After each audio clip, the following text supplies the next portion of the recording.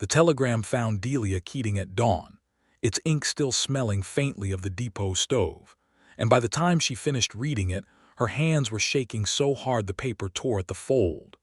Micah Stone, dead, stop, shot down outside Mercantile stop, funeral Thursday stop, come if you are coming stop. She had not seen her husband in 6 years. She had not called him husband, not out loud, not to another living soul, in nearly as long. But the paper in her hands did not care what she called him, and neither did the ache that opened beneath her ribs like an old wound tearing its stitches.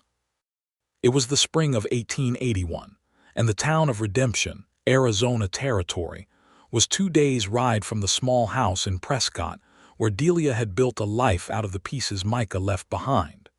She packed a single trunk. She told her neighbor, Mrs. Abernathy, that she was going to see about a family matter, and she left before the woman could ask any more than that, because there was no answer Delia trusted herself to give without weeping. She rode the stagecoach as far as it went, and then she rode a rented mare the rest of the way, and by the time Redemption's crooked rooftops rose up out of the heat shimmer of the desert, she had rehearsed 100 different things she might say if his ghost were foolish enough to still be walking around waiting for her. None of the speeches mattered. He was in a plain pine box at the undertaker's, and the only thing left to decide was where in the hard, sun-baked cemetery ground he would be laid. The town itself seemed to hold its breath as she rode in. Men on the boardwalk turned to watch her pass, their eyes flicking from her travel-worn dress to her face, and she heard the word before she reached the livery. "That's Stone's wife," a woman murmured to another, not troubling to lower her voice. "The one who left him." Delia did not turn her head.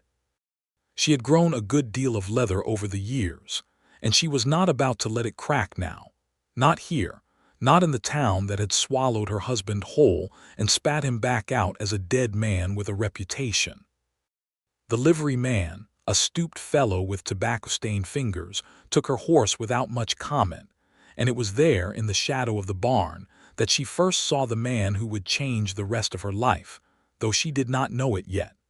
He was standing near the corral fence, one boot hooked on the lowest rail, watching a half-broken bay gelding circle and snort. He wore a plain gray shirt with the sleeves rolled to the elbow, and a gun belt that looked more like a tool than a threat, worn smooth with use rather than polished for show. He had the look of a man who worked for his living and did not waste words doing it. "You'll be wanting the undertaker," he said without turning his head, as though he had known she was there before she arrived. "Everybody riding in today is wanting the undertaker." "How did you know I wasn't riding in for the saloon?" Delia asked, surprising herself with the dryness of her own voice. That made him look at her. His eyes were a clear, pale brown like creek water running over stones, and there was something careful in them, something that watched before it judged. "Saloon customers don't usually arrive looking like they've been crying the whole way from Prescott," he said. She wiped at her face before she could stop herself, and hated that he'd seen the salt tracks the wind had not quite dried. "I haven't been crying," she said, which was a lie, and they both knew it. "No," he agreed, mild as milk. "Course not." He straightened up from the fence and extended a hand, not to shake but simply to point the way, as men did out here when giving directions to strangers. "Undertaker's 2 streets over, past the Mercantile. Name's Otis Fry. He'll take good care of you." He paused, and something shifted in his face, some private reckoning. "You're Delia Keating, Micah's wife." It was not a question, and it startled her all the same. "I was," she said. "A long time ago I was." "I'm Micah Stone's foreman," the man said. He hesitated, as though the words cost him something. "Was I suppose I ought to say now too? Name's Wyatt Calder." She looked at him properly then, the width of his shoulders, the sunburn across the back of his neck, the calluses she could see even from a few feet away. A working man, not a gambler or a gunslinger. Not the sort her husband generally kept close, if her memory of Micah's old company served her at all. "You worked for him," she said. "On the ranch." "Ran the ranch more like these last 3 years," Wyatt said. "Micah wasn't much for the day-to-day of cattle and fences. He had other business that kept him occupied. There was a weight to the way he said other business, a careful flatness that told her he was choosing not to say more, not yet, not to a stranger fresh off the road with grief still wet on her face. "I'd like to see him," Delia said, "before the service." Wyatt studied her for a long moment, and then he nodded once, slow. "I'll walk you over if you'll allow it.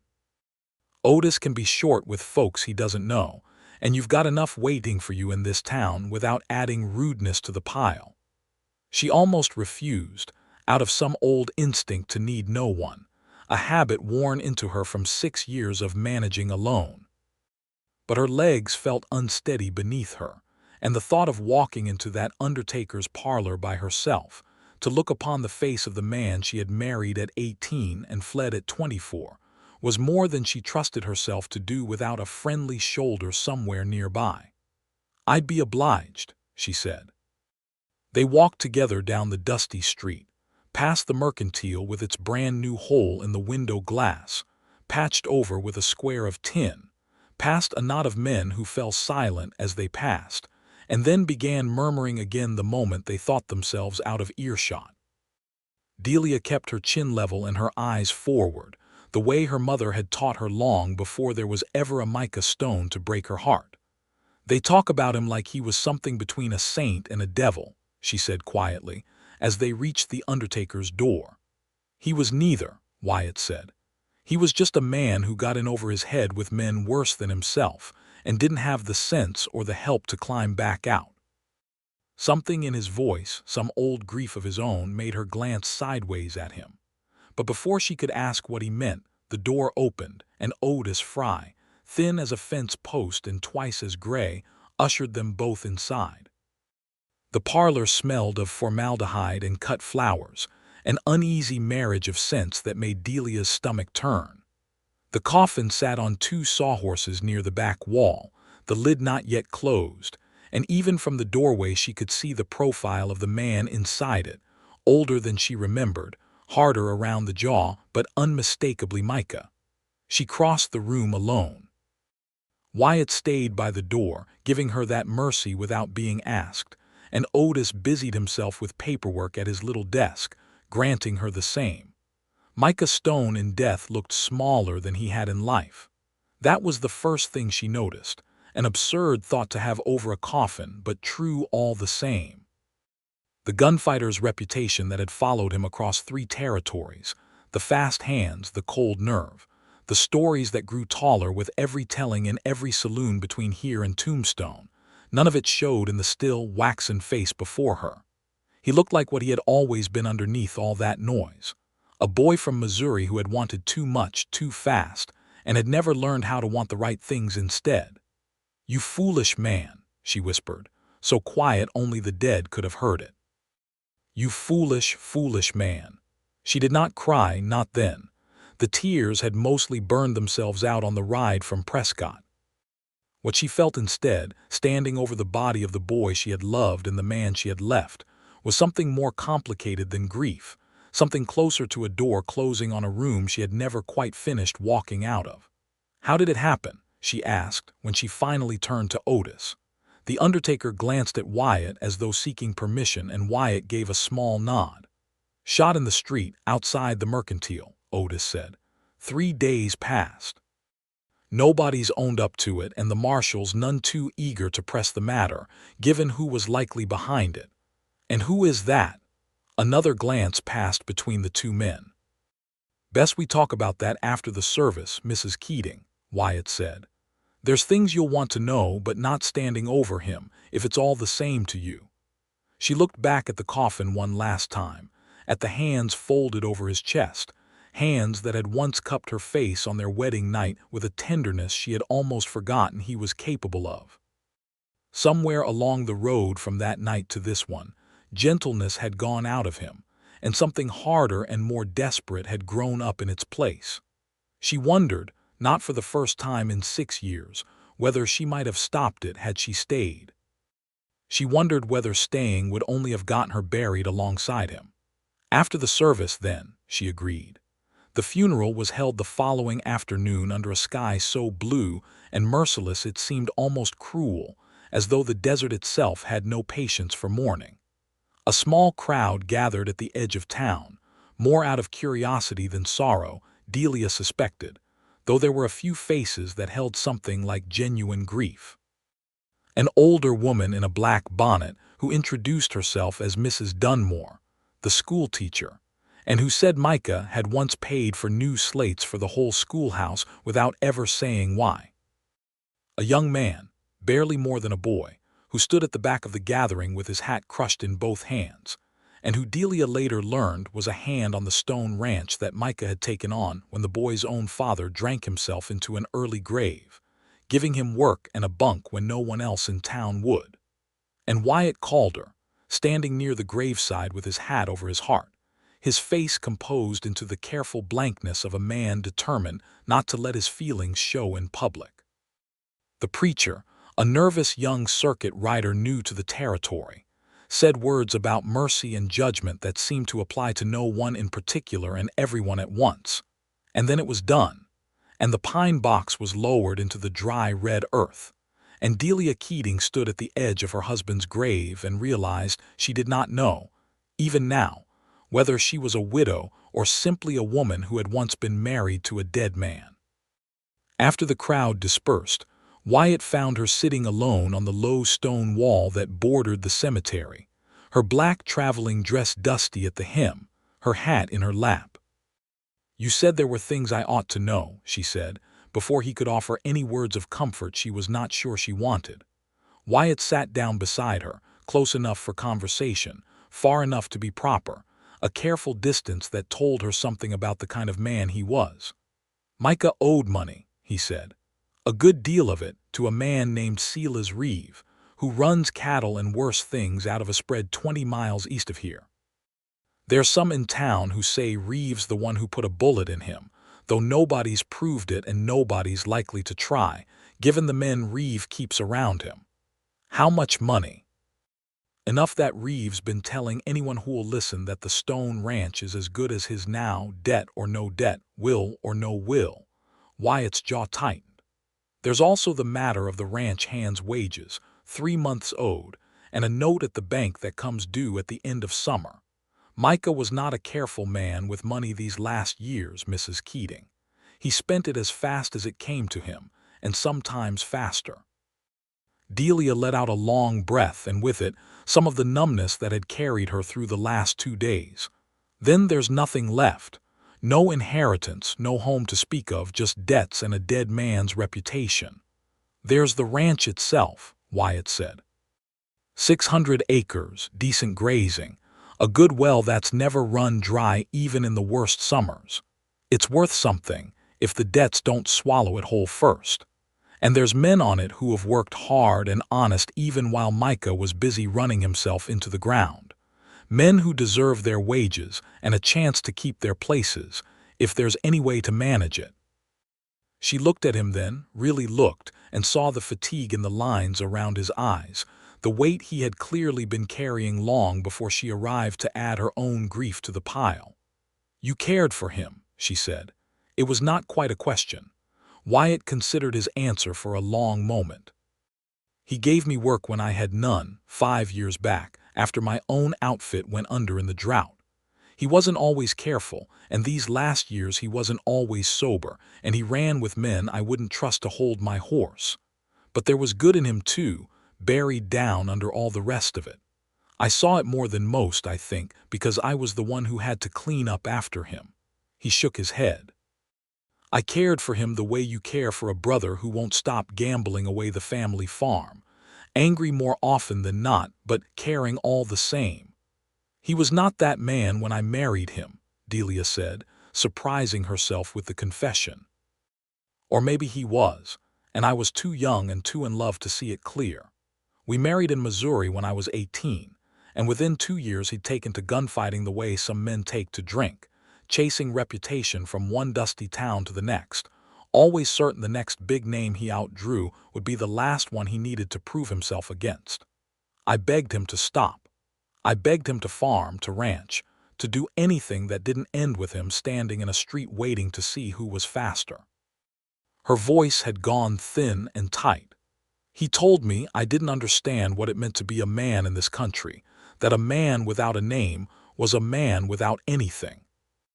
I told him a woman without a husband who came home most nights was a woman without much either.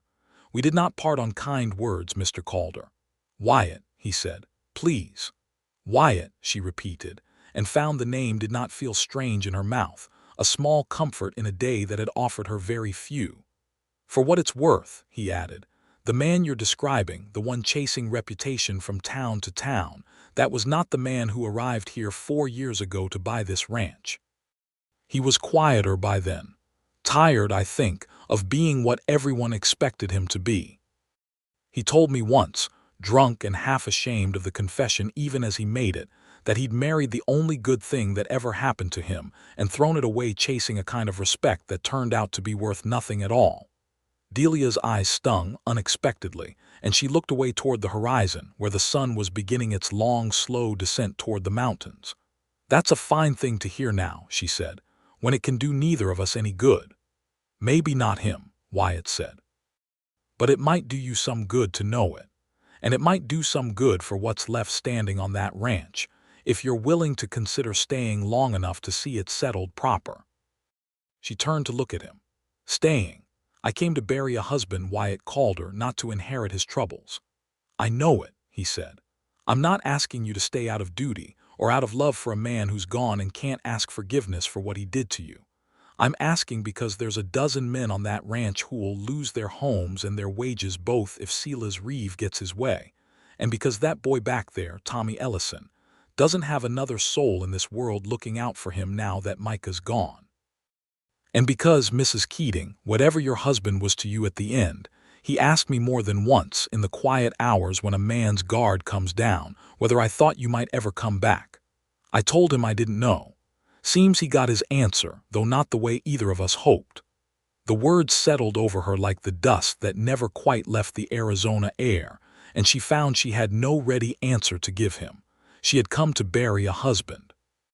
She had not expected to be asked to save his ranch, his men, and whatever fragile shreds of decency he had scraped together in the years since she'd left him. Give me the night to think on it, she said finally. I've buried enough for one day. Wyatt nodded and rose, and offered her his hand to help her up from the low stone wall, and she took it, and found it steady and sure, the hand of a man who did not make promises he could not keep. The ranch is a half-hour's ride north, he said. There's a room made up if you'd rather not stay at the hotel in town. Nothing improper in it, Mrs. Keating. Just a roof and a bed, same as any of the hands would offer a stranger passing through in need. I'll consider it, she said, and meant it, though she did not yet know what her considering would decide. That night in the small, clean hotel room she had taken in town, Delia lay awake long past the hour when the saloon piano finally fell silent, turning over in her mind everything Wyatt Calder had told her. She thought of Tommy Ellison, crushing his hat in his hands at the graveside. She thought of Wyatt himself, carrying the weight of another man's failures for years without complaint, because the alternative was watching good men lose everything they had. And she thought, though she tried not to, of the particular steadiness in his pale brown eyes, a steadiness that had nothing to do with grief and everything to do with the kind of man he seemed to be underneath his sun-worn shirt and quiet manner. She had not expected to feel anything but exhaustion and old anger on this trip. She had certainly not expected to feel the first faint stirrings of something warmer, something she did not yet have a name for, toward a stranger who had done nothing more than walk her to an undertaker's parlor and tell her the truth about her dead husband's debts. By morning, she had made up her mind. She would ride out to the ranch. She would see with her own eyes what Micah Stone had left behind, and decide from there whether there was anything worth saving, and whether she was the woman to save it. The ranch, when she finally saw it in the clear light of a desert morning, was not what she had expected. She had pictured, somehow, a place gone to ruin, matching the ruin of the man who had owned it. Instead, she found a low, sturdy house of adobe and timber, a well-kept barn, corrals holding a modest but healthy-looking herd of cattle, and a scatter of outbuildings that spoke of years of steady, patient work by hands other than Micah's own. He built the house himself, mostly, Wyatt said, as they rode up the long track from the main road. First year he was here, said he wanted something with his hands in it besides a gun, for once. There was no bitterness in the observation, only a kind of tired fondness, the way one might speak of a friend's stubborn, half-successful attempt at reform. Tommy Ellison came out to meet them before they had even dismounted, his young face a study in careful hope. "Mrs. Keating," he said, ducking his head in an awkward, earnest bow, "I'm right sorry for your loss, ma'am. Mr. Stone, he was good to me, whatever else folks might say." "Thank you, Tommy," Delia said, and found she meant the kindness she offered him, even through the fog of her own uncertain grief. "I understand he gave you a place here when you needed one." "Yes, ma'am. My pa, he wasn't much good after my ma passed, and when he went too, I didn't have nowhere to go. Mr. Stone found me trying to sleep in his barn, and instead of running me off he gave me a bunk and a job." Tommy's throat worked. "I don't know what's to become of any of us now, ma'am, if you don't mind my asking. Wyatt, he's done his best, but there's talk in town about Mr. Reeve taking the place, and if that happens, well." He did not finish the thought, but he did not need to. Delia looked past the boy to the house, to the barn, to the dozen or so cattle grazing in the near pasture, and felt something shift inside her, some old, buried instinct toward stewardship that had nothing to do with the dead man whose name was on the deed, and everything to do with the living people whose futures hung on what happened next. "I don't know what's to become of it either, Tommy," she said honestly.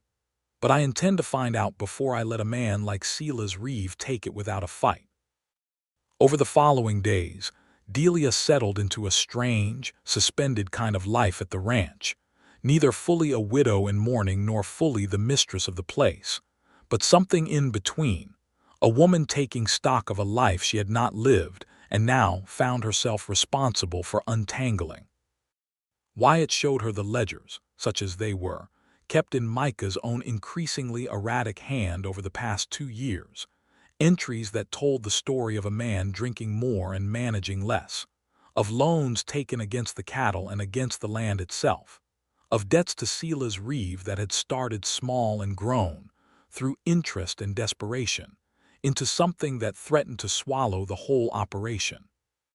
"He wasn't a fool with money at the start," Wyatt explained one evening, as they sat at the kitchen table with the ledgers spread between them and a single lamp burning low. "The first 2 years, this place ran clean. It was after Reeve started buying up land to the east, after he started talking about needing this water for his own herds, that things went sour. Reeve offered to buy Micah out more than once. Micah refused. Reeve doesn't take refusal kindly, and men who cross him have a way of finding themselves in trouble they can't easily climb out of." "You think Reeve had him killed," Delia said. It was not the first time the thought had crossed her mind, but saying it aloud in the quiet kitchen made it feel more real, more dangerous. "I think it," Wyatt said, "but proving it is another matter. Marshall Doyle in town is either afraid of Reeve or beholden to him, and either way he's shown no interest in looking too closely at what happened outside the mercantile." Delia rubbed her eyes, tired in a way that went beyond simple lack of sleep. "So we're meant to simply accept it. A man is dead, in cold blood most likely, and the law does nothing because the man responsible has money and men enough to make trouble. That's the way of things out here more often than any of us would like," Wyatt said. "But it doesn't mean there's nothing to be done. If we can settle the debts, pay the men their wages, and hold the ranch clear of Reeve's claims, we take away his reason for wanting Micah gone in the first place. A dead man's widow keeping the place running honest and square is a harder thing to steal than a drunk gunfighter's failing operation. And if he decides to simply take it by force, men like that don't always wait for the law's permission." Wyatt's jaw tightened, the same careful anger she had seen in him at the graveside. "Then we'll have to be ready for that too. I won't pretend it's not a risk, Mrs. Keating, but I've seen what happens to towns that let men like Reeve walk over them unopposed, and I'd rather stand and be counted than run and wonder for the rest of my life whether I might have made a difference." She looked at him across the lamplight, at the steady set of his shoulders, and felt the same warm, unfamiliar stirring she had felt at the cemetery 2 days before. It was a foolish thing to feel, she told herself, standing as she was in the shadow of her husband's fresh grave. But foolish or not, the feeling did not leave her, and over the days that followed it only grew. They worked together through that first week with an ease that surprised them both. Delia had grown up on a small farm in Missouri before her marriage, and though 6 years in Prescott running a dressmaking shop had softened her hands, the old knowledge had not left her. She knew how to keep books, how to barter fairly, how to manage a household on careful means. Wyatt, for his part, knew the land and the cattle and the men who worked them, and knew too, it turned out, a surprising amount about the law, having spent 2 years as a young man reading in a lawyer's office in Santa Fe before the drought and hard luck had driven him back to ranch work. "You could have been a lawyer," Delia said one afternoon, watching him draft a careful letter to the Territorial Land Office, inquiring about the exact terms of the debt Micah owed, and whether there might be grounds to contest the rate Reeve had been charging. "Could have," Wyatt agreed, not looking up from his work. "Didn't have the money to finish the reading, and didn't have the stomach, in the end, for arguing other men's quarrels in a courtroom when there was honest work to be done with my hands instead. But the knowledge comes in useful now and again." "It's coming in very useful now," she said, and meant it as more than simple gratitude. He looked up then, and something passed between them, quick and warm and entirely too soon after a funeral to be proper, and both of them looked away at the same moment, embarrassed by their own instincts. "I ought to check on the herd," Wyatt said, standing abruptly. "I ought to see to supper," Delia said, at almost the same instant, and they both nearly laughed at the awkward symmetry of their retreat, though neither quite managed it. It was on the 10th day after the funeral that Silas Reeve himself rode out to the ranch, and Delia got her first look at the man who had, by every account she had gathered, orchestrated her husband's death. He was not what she expected. She had pictured, somehow, a brute, a man whose cruelty showed plainly on his face. Instead, Reeve was a trim, well-dressed man of perhaps 50, with silver at his temples and a courteous manner that made her skin crawl all the more for its politeness. He rode up with 2 hard-faced men flanking him, though he himself carried no visible weapon, as though violence were beneath him, a task for lesser men to handle on his behalf. "Mrs. Keating," he said, tipping his hat with exaggerated courtesy as she came out onto the porch to meet him, Wyatt a careful step behind her shoulder. "I was sorry to hear of your husband's passing. A terrible business, gunfights in the street. This territory could do with a great deal less of that sort of violence." "You're very gracious, Mr. Reeve," Delia said, keeping her voice level though her heart hammered against her ribs. "Considering—" something flickered behind his eyes, gone as quickly as it came. "Considering what precisely, Mrs. Keating?" "Considering the debt my husband owed you," she said, "and considering how convenient his death is for a man who's made no secret of wanting this land for his own herds." The 2 hard-faced men shifted at that, but Reeve himself only smiled, a thin, careful expression that did not reach his eyes. "You're direct." "I appreciate that in a woman, though it's not always wise to be so direct with strangers, especially in a territory as unforgiving as this one." "I'm not being direct with a stranger," Delia said. "I'm being direct with the man who's already made his intentions toward my property quite clear to my foreman." "Your property," Reeve repeated, as though testing the shape of the words. "That remains to be settled, does it not? Your husband owed me a considerable sum, secured against this very land. With him gone, and no will that anyone's produced, the matter of ownership is rather murkier than you might like to believe." "There's a will," Wyatt said, stepping forward slightly. "Filed with the county clerk 2 years back, leaving the ranch to his lawful wife. I helped him draft it myself." This time the flicker in Reeve's eyes lasted longer, a flash of genuine irritation quickly smoothed over. "Is that so? Well, wills can be contested, Mr. Calder, particularly wills belonging to men who died with substantial debts still owing." I'd advise your employer, or your employer's widow, I suppose I should say, to consider a reasonable settlement before matters become unnecessarily complicated by lawyers and courts, which are, as I'm sure you understand, so much less efficient out here than they are in the cities back east. I'll consider your offer when you make one that resembles fairness, Delia said, and not before. Good day, Mr. Reeve. He held her gaze a moment longer, and she saw, beneath the courtesy, something colder and more patient, the look of a man accustomed to getting what he wanted eventually, through means that did not always require haste. Good day, Mrs. Keating, he said finally. I do hope we can settle this like reasonable people. It would be a shame if matters had to grow unpleasant, on top of everything else this ranch has already suffered. He turned his horse and rode away, his two men falling in beside him, and Delia stood on the porch watching until they were nothing but dust on the horizon, her hands clenched so tight at her sides that her nails left small crescents in her palms. He as much as admitted it, she said, once they were well out of earshot, that he had something to do with Micah's death. He admitted nothing a lawyer couldn't argue away in an afternoon, Wyatt said grimly. But he showed his hand more than he meant to, I think. He's worried about that will, that's something. Is it enough to stop him? Wyatt was quiet for a long moment, watching the dust settle on the empty road. Not by itself. But it's a start. Over the following weeks, Delia found herself falling into a rhythm of work and worry that left little room for the grief she had expected to consume her. There were wages to settle, using what little cash remained from the sale of some of the less essential cattle. There were letters to send to the territorial capital, inquiring about the legality of Reeves' claims and the exact standing of the will Wyatt had helped Micah draft.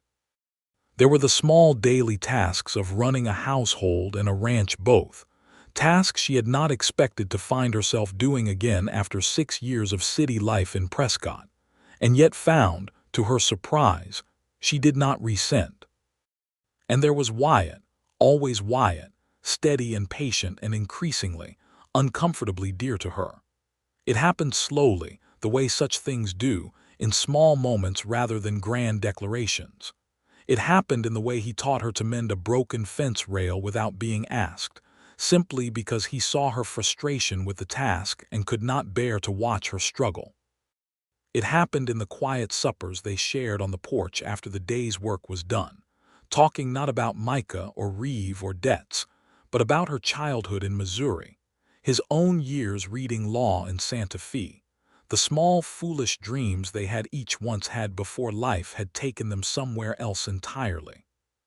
It happened, most clearly, on an evening about a month after the funeral, when a sudden desert storm blew in fast and hard, and Delia, caught out checking on a sick calf in the far pasture, found herself soaked through and shivering by the time she made it back to the barn. Wyatt found her there, wringing out her skirt with hands gone numb from the cold rain, and without a word he shrugged out of his own coat and settled it over her shoulders, his hands lingering there a moment longer than strictly necessary. "You'll catch your death," he said, his voice rough, "running out in weather like this for one sick calf." "The calf's mother died birthing her," Delia said, teeth chattering. "Somebody had to see she got fed." "Somebody," Wyatt said, meaning you apparently, rather than sending one of the hands who's better equipped for a soaking. "I didn't think," she admitted. "I just went." He looked at her for a long moment, rain dripping from the brim of his hat, his coat swallowing her smaller frame, and something in his careful composure finally cracked. "Delia," he said, using her given name for the first time since she had arrived, "I need you to understand something, and I need you to understand it plainly, because I don't trust myself to say it more than once." Her breath caught. "Wyatt." "I know it's not been but a month since Micah's funeral," he said, pressing on before she could stop him, before he could stop himself. "I know what people in town would say if they knew what I'm about to tell you. But I've watched you work yourself half to death for men and cattle that were never yours to begin with, out of nothing but stubbornness and a good heart, and I find I can't hold my tongue about it any longer. I care for you, Delia Keating. Not out of pity, and not out of some debt I owe your late husband. I care for you because of who you are, plain and simple, and I have for weeks now, though I've tried hard to talk myself out of it given the circumstances." The rain drummed on the barn roof, loud and steady, and Delia found she could not speak for a long moment, her heart too full and too frightened at once. "I buried my husband a month ago," she said finally when she could trust her voice. "I don't know what kind of woman it makes me to feel what I feel for you so soon after." "It makes you a woman who's allowed to go on living," Wyatt said, gently now, all his earlier urgency softened into something tender. "Micah's gone, Delia. Whatever you owed him, whatever guilt you're carrying about how things ended between you, none of it requires you to stop your own heart from beating just because his has." "I loved him once," she said. "A long time ago, before he became someone I didn't recognize." "I know it," Wyatt said. "I'm not asking you to pretend you didn't. I'm only asking you to let yourself feel something for someone else too, if that's what your heart's telling you, without drowning it in guilt over a marriage that ended long before he ever took a bullet in that street." She looked up at him, rain still falling around them, his coat heavy and warm on her shoulders, and found that whatever fear and guilt had been holding her back suddenly seemed very small against the plain, steady warmth of what he was offering her. "I feel something," she admitted, the words coming slow and careful, as though she were testing whether they were true even as she spoke them. "I've felt it since that first day at the livery, though I told myself it was only gratitude, only the comfort of a kind stranger in a hard moment. But it's grown into something more than that, Wyatt, and I don't know what to do with it, given everything." "You don't have to know what to do with it tonight," he said. "You only have to know that it's not wrong, whatever the gossips in town might whisper. And you have to know that I'll wait as long as you need, Delia. I'm not a man in a hurry. I've waited this long to say anything at all. I can wait a good deal longer for you to be ready for more." She reached up then, without entirely deciding to, and touched his face, the rough stubble along his jaw, the warmth of his skin despite the cold rain around them. He went very still under her touch, watching her with an intensity that made her breath catch again. "I don't want you to wait too long," she said softly. "I've spent 6 years alone, Wyatt, telling myself I preferred it that way. I find I don't prefer it any longer." He turned his face into her hand, the smallest gesture, and closed his eyes for a moment, as though savoring something he had not let himself hope for. "Then we'll go slow," he said, "but we won't wait forever, that much I promise you." He did not kiss her that night, though the wanting of it hung heavy between them. It was too soon, they both knew, for that particular step, with Micah barely a month in his grave and the whole town watching to see what the gunfighter's widow would do next.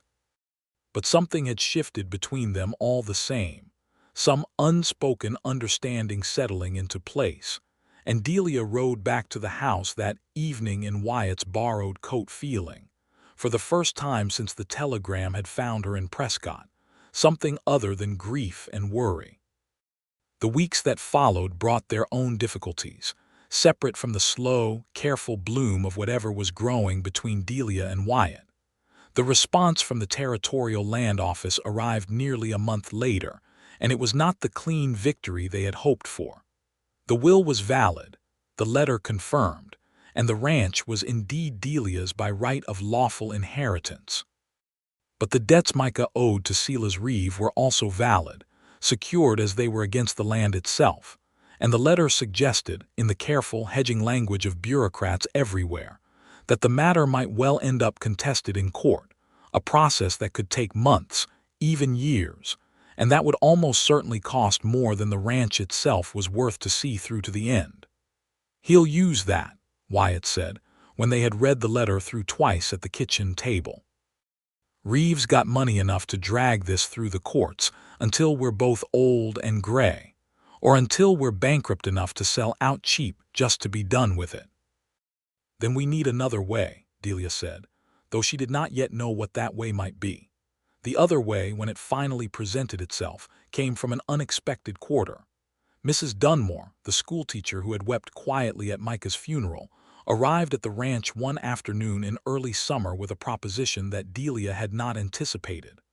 I taught in this territory for 11 years, Mrs. Dunmore said, sitting stiffly in the ranch house parlor with a cup of coffee she had not touched. In that time, I have seen a great many men like Silas Reeve come through, buying up land and water rights with money nobody can quite trace the origin of, and I have seen a great many good families driven off their homesteads because they could not afford to fight him in a court that he owns as surely as he owns his cattle. You're telling me there's no hope, then, Delia said, her heart sinking. I'm telling you the opposite, Mrs. Dunmore said. I'm telling you that men like Reeve do not fear the law nearly so much as they fear public opinion, particularly when that opinion threatens the respectable face he likes to wear in town. Reeve sits on the board of the territorial bank in the county seat. He has ambitions, Mrs. Keating, toward a seat in the territorial legislature within the next few years. A scandal involving a murdered gunfighter and his widow left destitute by a debt of questionable legality is precisely the sort of thing that could end those ambitions before they've properly begun. You're suggesting we make it public, Wyatt said slowly, understanding dawning in his voice. I'm suggesting, Mrs. Dunmore said, that the territorial newspapers, particularly the ones in Prescott and Tucson, are always hungry for a story that combines a beautiful widow, a dead gunfighter, and a wealthy cattleman with something to hide. I have a cousin who writes for the Prescott paper. I could arrange an introduction if you were willing to tell your story plainly and let the public decide for themselves what justice looks like in this case. Delia looked at Wyatt uncertain. It's a risk. If Reeve feels cornered, there's no telling what he might do. There's a risk either way, Wyatt said. Staying quiet hasn't protected Micah, and it won't protect the rest of us either in the end. Sometimes the only way through a thing is straight at it, in the open, where a man like Reeve can't work his usual quiet mischief. In the end, it was Delia who made the decision, standing in the parlor of the house her husband had built with hands that had once held a gun more easily than a hammer, surrounded by the ledgers and letters that told the story of his slow undoing. Arrange the introduction, she told Mrs. Dunmore. It's time somebody told this story honestly, instead of leaving it to be whispered about in saloons and never properly reckoned with. The article ran 3 weeks later in the Prescott newspaper, and within days had been picked up and reprinted, with embellishments Delia had not authorized but did not entirely mind, in papers as far away as Tucson and even, she later heard, in a small item in a Denver publication. The gunfighter's widow, the headline read, and the cattle baron's debt of blood. It told the story plainly enough. The marriage, the estrangement, the return for the funeral, the debts, the suspicious circumstances of Micah Stone's death, and the widow's determination to hold onto the ranch and protect the honest men who worked it against the schemes of a wealthy neighbor who had, the article noted with careful legal hedging, been observed by multiple witnesses arguing publicly with the deceased on more than one occasion in the weeks before his death. The effect in town was immediate and dramatic. Where before people had watched Delia with curious, gossiping eyes, now they watched Silas Reeve with something closer to suspicion, and more than one of his usual business associates found reason to delay meetings or postpone deals until, as one banker put it delicately to Wyatt in the Mercantile, the matter of Mrs. Keating's ranch is settled to everyone's satisfaction. Reeve himself arrived at the ranch one final time, 3 days after the article's publication, without his usual armed escort, his careful courtesy stripped away to reveal something rower and angrier beneath. "You've made a grave mistake, Mrs. Keating," he said, standing in the yard with his hat clutched too tightly in one hand. "Dragging my name through the territorial papers like some common criminal. I have friends in this territory, powerful friends, and I promise you this is not the end of the matter." "It's the beginning of the end, Mr. Reeve," Delia said, standing her ground on the porch with Wyatt a solid, steady presence at her side. "You wanted this ranch, and you were willing to see a man dead to get it. I don't know if I'll ever prove that in a court of law, but I've proven it plainly enough in the court of public opinion, and out here, that matters a good deal more than you'd like it to.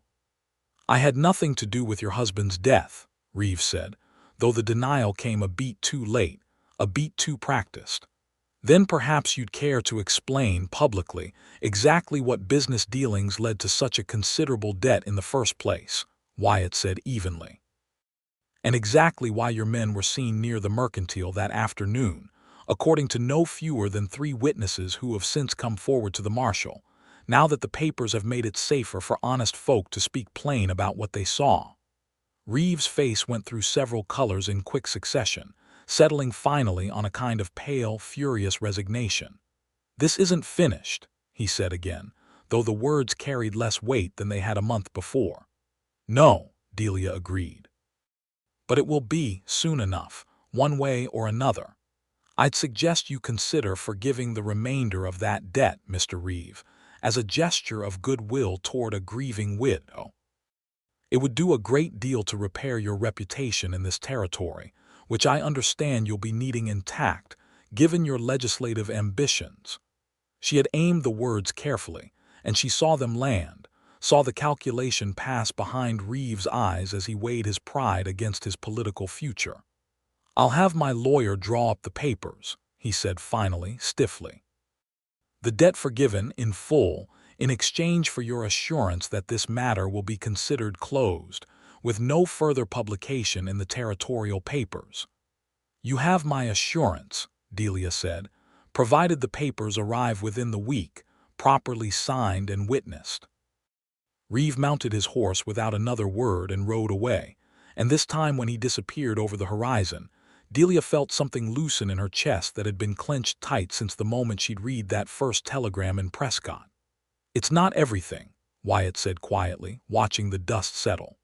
"It's not justice, not the kind that would see him properly punished for whatever part he played in Micah's death. But it's the ranch saved and the men's wages secured, and that's no small thing." "It's enough," Delia said, and found she meant it. "It has to be enough. There are some wrongs this territory simply doesn't have the machinery to right, not without more cost than the righting is worth. Micah's gone, and no amount of chasing after Reeve will bring him back. But the living, Wyatt, the living we can still protect."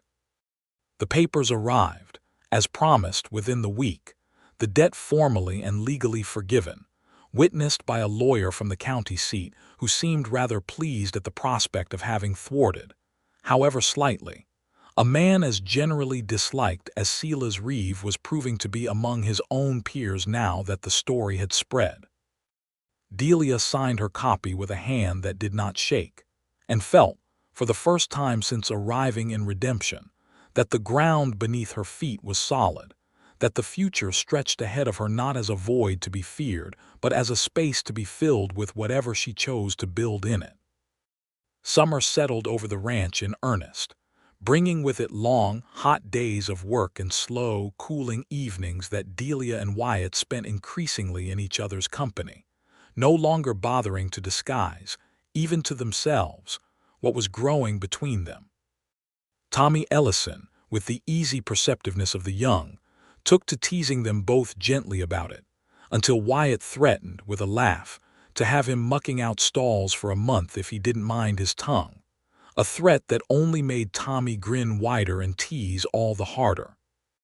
It was in late July, on an evening when the heat of the day had finally broken into something almost pleasant, that Wyatt asked Delia to walk with him out past the corrals, to the small rise of land that overlooked the whole spread of the ranch, the cattle grazing peaceful in the gold evening light, the house and barn settled solid against the darkening sky.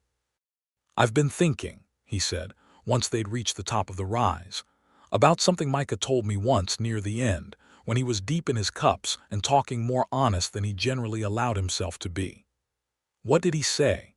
Delia asked, curious despite the strange ache that still came whenever her late husband's name arose, an ache that was no longer quite grief but had not yet become simple memory either.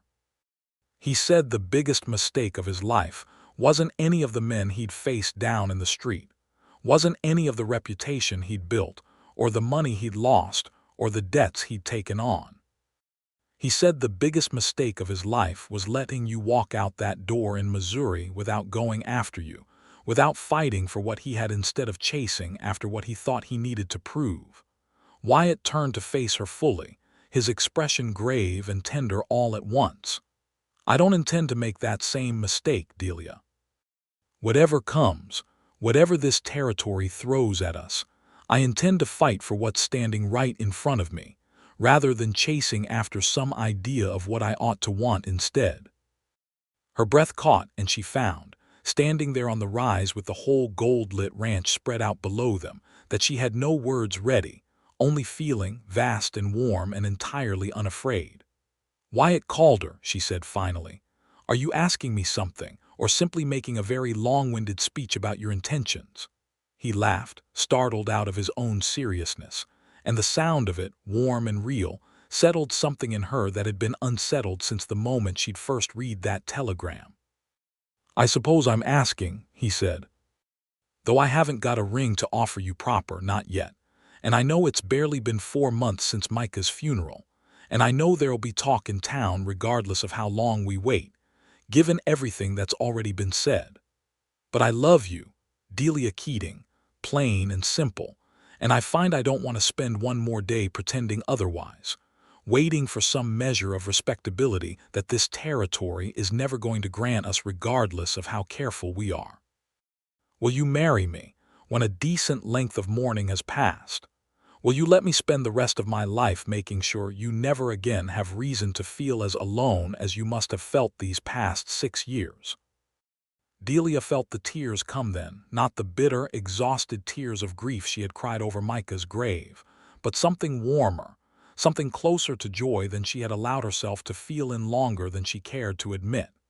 Yes, she said simply, and then, because the simplicity of it did not feel like enough to hold everything she was feeling, she said it again. Yes, Wyatt, I'll marry you. I love you too, more than I know how to say properly, and I don't intend to spend one more day pretending otherwise either. He kissed her then, finally, there on the rise overlooking the ranch that had once belonged to a dead man, and now belonged, in every way that mattered, to the living, to the people who had chosen to stay and build something honest out of the wreckage he had left behind.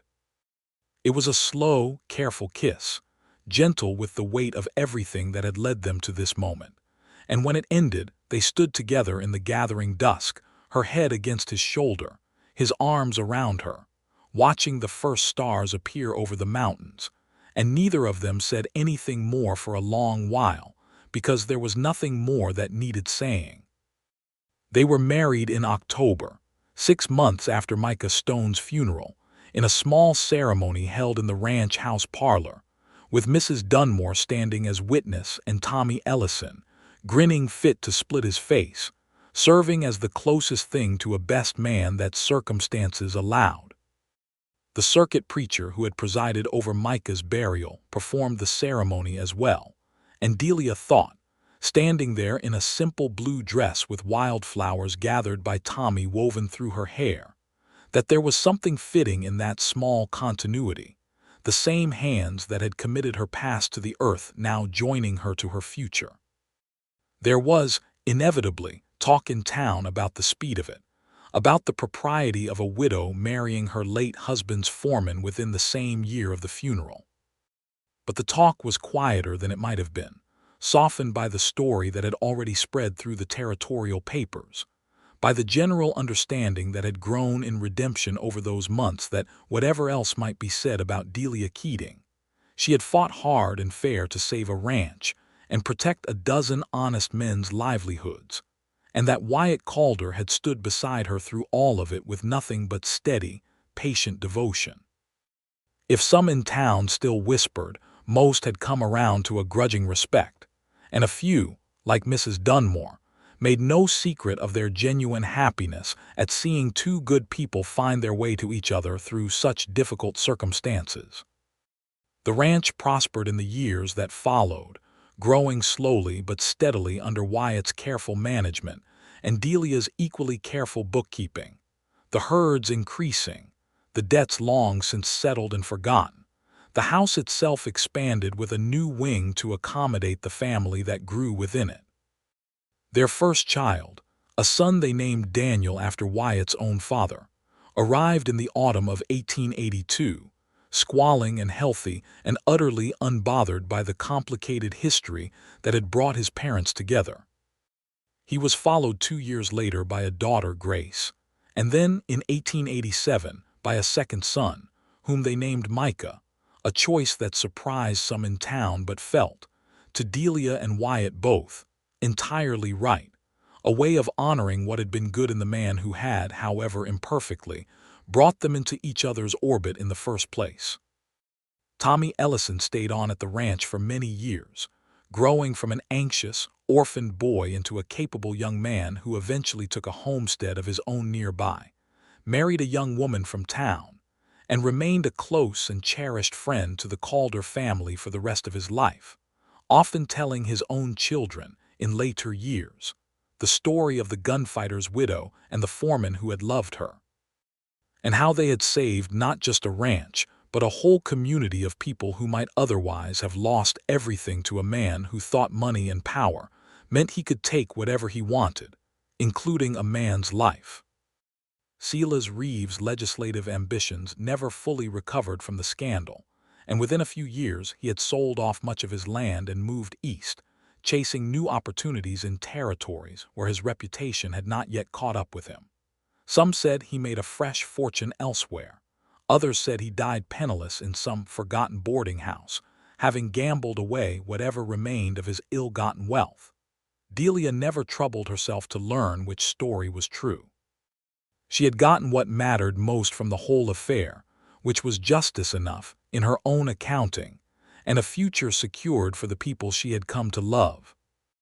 As for Micah Stone himself, his grave remained at the edge of the Redemption Cemetery, tended faithfully every spring by Delia herself, who never stopped believing that whatever else he had become, whatever wrongs he had done in those final desperate years, there had once been good in him worth remembering, a boy from Missouri who had loved a girl enough to marry her, even if he had not known how to keep that love once the wide, hungry world had gotten hold of him. She placed wildflowers on his grave every April, on the anniversary of his death, not out of lingering love, but out of a kind of hard-won peace, an acknowledgement that some stories end in tragedy so that others might begin in hope, and that both endings, the tragic and the hopeful, deserved their proper honoring. On quiet evenings, many years later, when their children were grown and beginning families of their own, Delia and Wyatt would sometimes sit together on the porch of the house he had helped Micah build so long ago, watching the sun set gold over the mountains, and she would think back on that first day at the livery, the careful, watchful stranger who had walked her to an undertaker's parlor and told her the truth when the truth was hard to hear. She would think of the courage it had taken, both of them, to build something honest and lasting out of the wreckage of a marriage that had ended too soon and too bitterly, and to trust that love, when it came a second time, might come gentler, might come kinder, might come to stay. Any regrets? Wyatt asked her once on one such evening, his hand warm and familiar in hers after nearly 20 years of marriage. "Only that it took a funeral to bring me to you," Delia said, and found, saying it, that the old grief had finally worn down into something soft and grateful rather than sharp and mourning.